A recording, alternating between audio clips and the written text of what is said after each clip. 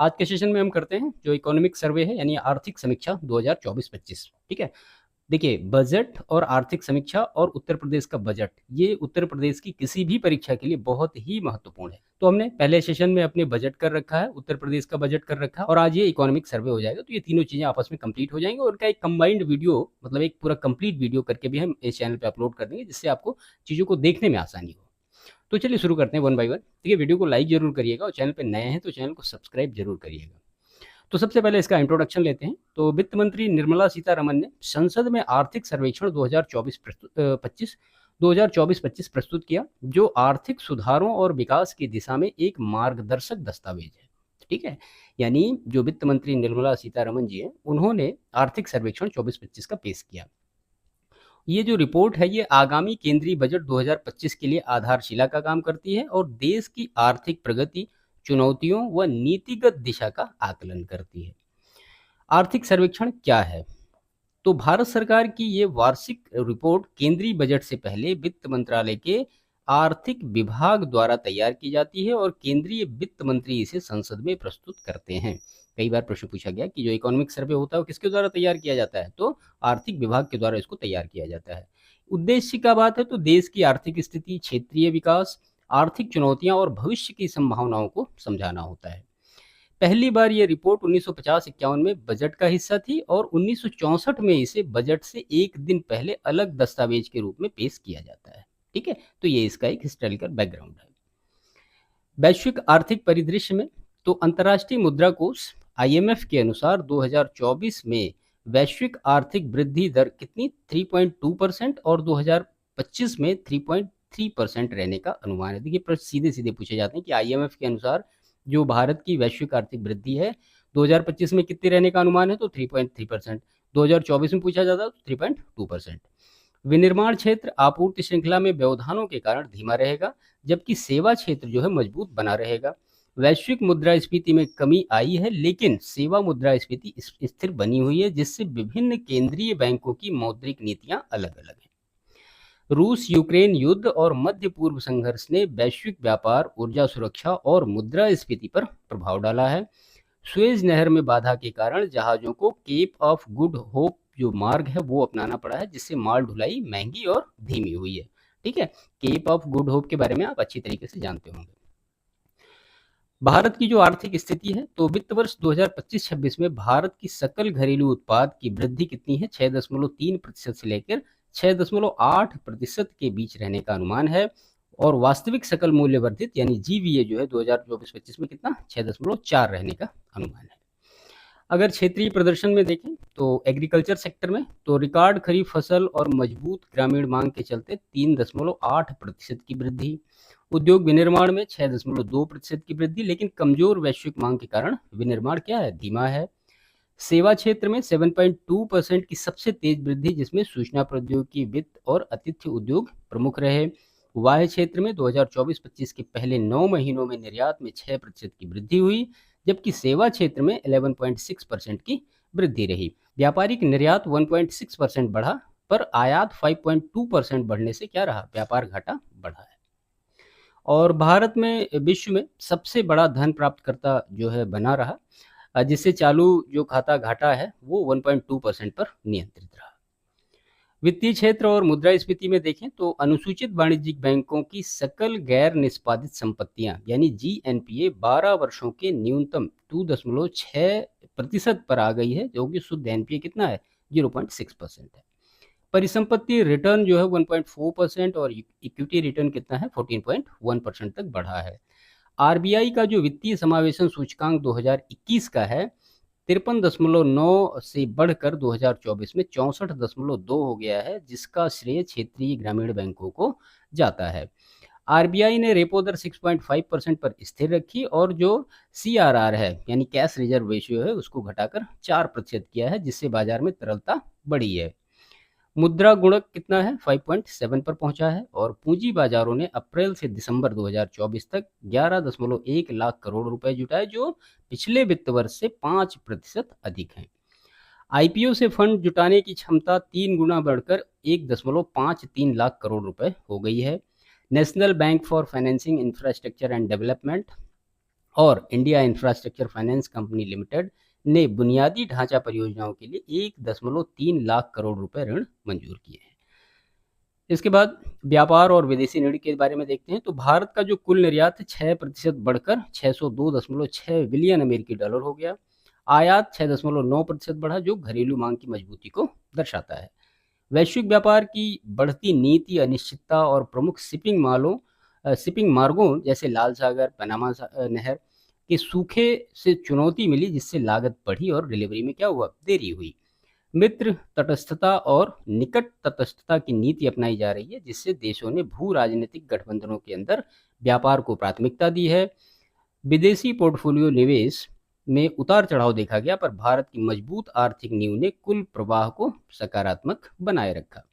विदेशी मुद्रा भंडार जो है दिसंबर 2024 में 640.3 बिलियन अमेरिकी डॉलर तक पहुंचा, जो बाहरी ऋण का लगभग कितना परसेंट कवर करता है, 90%। इसके बाद मुद्रास्फीति और वैश्विक जो कीमतें हैं। तो वैश्विक मुद्रास्फीति 2022 में 8.7% से गिरकर 2024 में कितनी रह गई, 5.7%। और भारत में खुदरा मुद्रास्फीति 5.4% से घटकर 4.9% हो गई। हालांकि जो खाद्य मुद्रास्फीति है, टमाटर, प्याज, दालों के कारण 7.5% से बढ़कर कितनी हो गई, 8.4% हो गई। कोर मुद्रास्फीति जो है 10 वर्षों में अपने न्यूनतम स्तर पर है।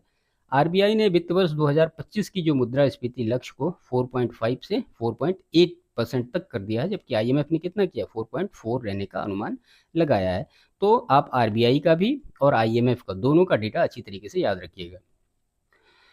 मध्यम अवधि के जो आर्थिक दृष्टिकोण है, उसमें आईएमएफ के अनुसार भारत वित्त वर्ष 2028 तक 5 ट्रिलियन डॉलर की अर्थव्यवस्था और 2030 तक 6.3 ट्रिलियन डॉलर की अर्थव्यवस्था बनने की ओर है, जिसमें 10.2% नाम मात्र जीडीपी वृद्धि दर होगी। भारत को विकसित भारत 2047 लक्ष्य के लिए अगले 2 दशकों में 8% वार्षिक विकास दर बनाए रखने होगी। और वैश्विक आर्थिक विखंडन, व्यापार प्रतिबंध और चीन का वैश्विक निर्माण प्रभुत्व आपूर्ति श्रृंखला और निवेश के लिए जोखिम बने हुए हैं। आईएमएफ ने भारत की वार्षिक जो वास्तविक जीडीपी वृद्धि दर है 6.5% और जो चालू खाता जीडीपी है वो 2.2% रहने का अनुमान लगाया, किसका, आईएमएफ का। और रुपए में प्रति वर्ष लगभग 0.5% गिरावट की उम्मीद है, जो आर्थिक स्थिरता का संकेत है। इसके बाद इन्वेस्टमेंट और बुनियादी ढांचा में देखें तो पूंजीगत व्यय यानी कैपेक्स जो है वित्त वर्ष 2020 से 24 में 38.8% की CAGR से बढ़ा। सरकार ने राष्ट्रीय अवसंरचना पाइपलाइन और मुद्रीकरण परियोजनाओं जैसे कई बड़े कार्यक्रम शुरू किए।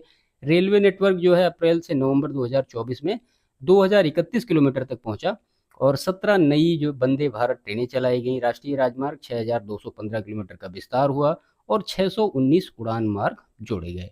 सागरमाला परियोजनाओं के अंतर्गत बंदरगाह क्षमता में वृद्धि हुई। ऊर्जा क्षेत्र में देखें तो कुल स्थापित क्षमता 456.7 गीगावाट है, जिसमें नवीकरणीय ऊर्जा का हिस्सा कितना है, 47%। और 5G नेटवर्क जो है 779 जिलों तक पहुंचा और भारत नेट ने 2.14 लाख ग्राम पंचायतों को फाइबर नेटवर्क तक बढ़ाया। सामाजिक और मानवीय विकास में प्रधानमंत्री आवास योजना के तहत 1.18 करोड़ घर स्वीकृत किए गए और जल जीवन मिशन ने 15.3 करोड़ परिवारों तक जल आपूर्ति पहुंचाई, जिसमें 18,374 गांवों का विद्युतीकरण हुआ। स्वच्छ भारत मिशन जो दूसरा चरण है, उसमें 1.92 लाख गांवों को ODF प्लस घोषित किया गया और कुल 3.64 लाख गांव ODF प्लस बने। भारत 56 सक्रिय अंतरिक्ष परिसंपत्तियों का संचालन करता है, जिसमें गगनयान और चंद्रयान 4 जैसे मिशन शामिल हैं। उद्योग और विनिर्माण में तो औद्योगिक क्षेत्र में 6.2% की वृद्धि हुई, मुख्य रूप से बिजली और निर्माण के कारण। और सरकार स्मार्ट विनिर्माण और उद्योग 4.0 को बढ़ावा दे रही है।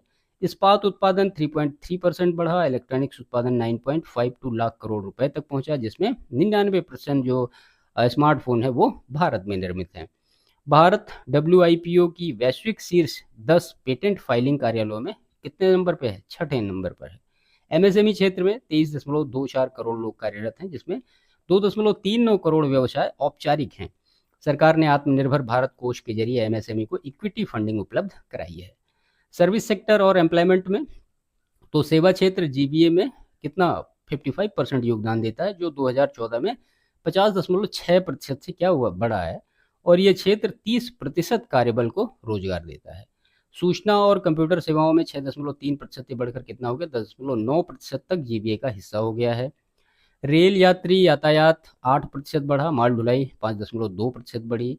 पर्यटन क्षेत्र सकल घरेलू उत्पाद में 5% योगदान देने लगा है।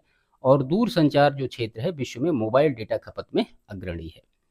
कृषि और खाद्य प्रबंधन में तो कृषि क्षेत्र सकल घरेलू उत्पाद का 16% हिस्सा है और 46.1% जनसंख्या को रोजगार देता है। कृषि क्षेत्र खरीफ उत्पादन 1647 एमएलटी तक पहुंचा। मत्स्य पालन और पशुपालन ने भी तेजी से वृद्धि की है। किसान की आय बढ़ाने के लिए जो एमएसपी है उसमें बड़ी बढ़ोतरी की गई है। भारत को 55% कृषि क्षेत्र जो है वो सिंचित है, जबकि 2/3 हिस्से सूखे का खतरा है। और किसान क्रेडिट कार्ड के लिए 7.75 करोड़ खाते, ई नाम प्लेटफॉर्म पर 1.78 करोड़ किसान और 2.62 लाख व्यापारी जुड़े हुए हैं। प्रधानमंत्री गरीब कल्याण अन्न योजना से 80 करोड़ लोगों को मुफ्त जो अनाज है वो प्रदान किया जाता है। जलवायु, ऊर्जा और पर्यावरण में जलवायु अनुकूलन व्यय जीडीपी के 3.7% से बढ़कर कितना हो गया, 5.6% हो गया। LIFE पहल की 2030 तक वैश्विक स्तर पर $440 बिलियन की बचत होने की संभावना है। भारत की विद्युत क्षमता का लगभग आधा हिस्सा जो है वो नवीकरणीय ऊर्जा से आता है। बहुत इंपॉर्टेंट फैक्ट है ये। वन कार्बन सिंक में 2005 से 2023 के बीच 2.29 बिलियन टन CO2 में वृद्धि हुई। जलवायु वित्त के लिए वैश्विक प्रयास अभी पर्याप्त नहीं है। भारत ने 2024 में $20,000 करोड़ के सॉवरेन ग्रीन बॉन्ड जारी किए हैं। सामाजिक असमानता और कौशल विकास तो ग्रामीण और शहरी क्षेत्रों में गिनी गुणांक में कमी आई है। शिक्षा और स्वास्थ्य सेवाओं पर खर्च बढ़ा है। शिक्षा में ड्रॉप आउट दर कम हुई है और उच्च शिक्षा में नामांकन बढ़ा है। आयुष्मान भारत जैसी योजनाएं स्वास्थ्य सेवा को सशक्त कर रही हैं। बेरोजगारी दर घटकर 3.2% हुई है और कार्यबल भागीदारी 60.1% हुई है। ग्रामीण महिलाओं की श्रम भागीदारी में सुधार हुआ है। स्वरोजगार बढ़ा है और औपचारिक नौकरियों में भी वृद्धि हुई है। स्टार्टअप इंडिया के तहत महिला नेतृत्व वाले जो स्टार्टअप्स हैं उनमें बढ़ोतरी हुई है। अब आर्थिक चुनौतियां क्या क्या हैं, तो भू राजनीतिक अनिश्चितताएं, वैश्विक मंदी और वित्तीय बाजार की अस्थिरता, मुद्रास्फीति में खाद्य पदार्थों के दामों में बढ़ोतरी, निवेश की कमी और लॉजिस्टिक्स लागत, शहरीकरण में देरी, बेरोजगारी और कौशल असंतुलन, राजकोषीय दबाव और बढ़ते ऋण, साइबर सुरक्षा खतरे और डिजिटल ऋण की धीमी पहुंच, वैश्विक मांग में उतार चढ़ाव और ऊर्जा संक्रमण की चुनौतियां। आगे की रणनीतियां क्या क्या हैं, तो व्यापार साझेदारियों में विविधता और क्षेत्रीय गठबंधनों को मजबूत करना, घरेलू ऊर्जा सुरक्षा के लिए नवीकरणीय ऊर्जा और रणनीतिक भंडारों का विस्तार, उद्योग क्षेत्र को बढ़ावा देने के लिए सुधार और निवेश को प्रोत्साहित करना, मुद्रास्फीति नियंत्रण हेतु खाद्य आपूर्ति श्रृंखला सुदृढ़ करना, रोजगार सृजन और कौशल विकास पर ध्यान, स्वच्छ ऊर्जा और टिकाऊ कृषि को बढ़ावा देना, राजकोषीय अनुशासन के साथ साथ सामाजिक कल्याण को संतुलित करना। तो ये कुछ महत्वपूर्ण जो इकोनॉमिक सर्वे 2024-25 का है उसकी ये समरी थी। इसकी पीडीएफ आपको हमारे टेलीग्राम चैनल पर मिल जाएगी। आप इसको अच्छी तरीके से 2 बार 3 बार रिवाइज कर सकते हैं। चलिए इसके बाद इससे रिलेटेड कुछ MCQ देखते हैं। तो पहला इसमें है, वित्त वर्ष 2025 में जो फाइनेंशियल ईयर 25 में भारत की वास्तविक जीडीपी वृद्धि दर कितनी अनुमानित की गई है, तो वो 6.4%।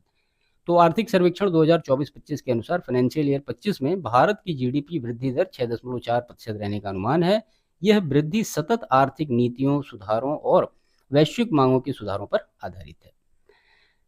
क्वेश्चन नंबर 2 है, फाइनेंशियल ईयर 26 के लिए जीडीपी वृद्धि दर अनुमान क्या है, तो वो है 6.3% से लेकर 6.8% तक का। ठीक है, और ये अनुमान जो है निवेश उत्पादन में वृद्धि को दर्शाता है। फाइनेंशियल ईयर 25 की चौथी तिमाही में जीडीपी वृद्धि दर कितनी रही, तो वो रही 7.4%। 2025 की अंतिम तिमाही में जीडीपी की जो 7.4% की वृद्धि दर्ज की गई, जो उच्च विनिर्माण और सेवा क्षेत्र के प्रदर्शन के कारण संभव हुआ है। क्वेश्चन नंबर 4 है, फाइनेंशियल ईयर 25 में बैंकों का जो सकल एनपीए यानी ग्रॉस एनपीए प्रतिशत कितना रहा, तो वो रहा 2.6%। देखिए इकोनॉमिक सर्वे बिल्कुल एकदम आप ये कह सकते हैं कि फैक्ट पे चलता है, इसीलिए यहाँ पे जो MCQ बनाए भी गए वो बिल्कुल फैक्चुअल बनाए गए हैं। ठीक है, तो फाइनेंशियल ईयर में बैंकों का जो सकल एनपीए है 2.6% पर पहुंच गया, जो पिछले 12 वर्षों में सबसे कम है और ये ऋण वसूली और बैंकिंग सुधारों का ही परिणाम है। फाइनेंशियल ईयर 25 में जो खुदरा मुद्रास्फीति है CPI औसतन कितनी रही, तो वो रही 4.9%। ठीक है, जो कि RBI के लक्षित दायरे में है। फाइनेंशियल ईयर 25 में कृषि क्षेत्र की अनुमानित वृद्धि दर क्या रही? तो वो रही 3.8%। अच्छी मानसून और सरकारी योजनाओं के कारण कृषि क्षेत्र में 3.8% की वृद्धि दर्ज की गई। फाइनेंशियल ईयर 25 में सेवा क्षेत्र की वृद्धि दर कितनी रही? तो वो रही 7.2%। अब इसमें जैसे कि आईटी है, टूरिज्म है और वित्तीय सेवाओं में वृद्धि के कारण ये 7.2% की दर से बढ़ा। फाइनेंशियल ईयर 25 में भारत का कुल निर्यात माल और सेवा को कितना प्रतिशत बढ़ा है? तो वो बढ़ा है 6%। और वैश्विक मांग में सुधार और सेवा निर्यात में वृद्धि के कारण कुल निर्यात में 6% की वृद्धि देखी गई। फाइनेंशियल ईयर 25 में पेट्रोलियम और आभूषणों को छोड़कर वस्तुओं के निर्यात में कितनी वृद्धि हुई? तो वो हुई 9.1% की। ठीक है, तो गैर पेट्रोलियम और गैर आभूषण वस्तुओं में निर्यात कितना रहा? 9.1% बढ़ा, जिससे कि विविधीकरण में सुधार हुआ। फाइनेंशियल ईयर 25 में सरकार का स्वास्थ्य व्यय कुल स्वास्थ्य खर्च में कितना था? तो वो था 48%। ठीक है, जो पहले कितना था? 29%। फाइनेंशियल ईयर 21 से फाइनेंशियल ईयर 25 के दौरान सामाजिक क्षेत्र पर खर्च में वार्षिक वृद्धि दर कितनी रही? तो वो रही 15% की। ठीक है, सामाजिक क्षेत्र में स्वास्थ्य, शिक्षा, पोषण पर जो खर्च किया गया वो 15% रहा। क्वेश्चन नंबर 12 है, 2024 के अंत तक भारत के विदेशी मुद्रा भंडार की अनुमानित राशि क्या थी? तो वो थी 640.3 अरब यूनाइटेड स्टेट जो डॉलर है। तो दिसंबर 2024 का ये आंकड़ा है 640.3 अरब डॉलर। 2024 तक भारत में निर्मित स्मार्टफोनों की घरेलू निर्माण प्रतिशतता कितनी हो गई? तो वो हो गई 99%।